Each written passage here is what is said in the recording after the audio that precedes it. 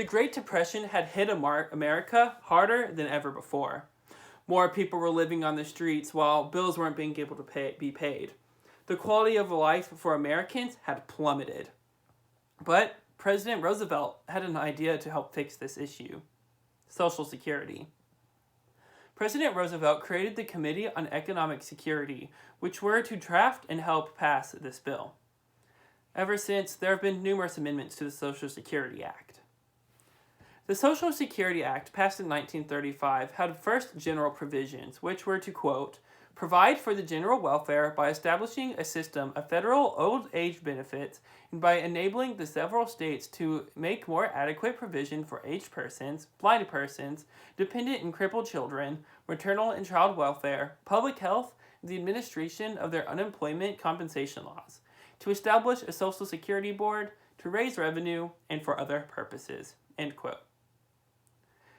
Along these lines, there were first grants to states for old age assistance. States were now receiving money from the federal government to be able to help old age citizens within the state to be able to live the best quality of life that they had. Furthermore, there's public health work, where, quote, for the purpose of assisting states, counties, health districts, and other political subdivisions of the states in establishing and maintaining adequate public health services, including the training of personnel for state and local health work, that is hereby authorized to be appropriated for each fiscal year, beginning with the fiscal year ending June 30th, 1936, the sum of $8 million, to be used as hereinafter provided, end quote.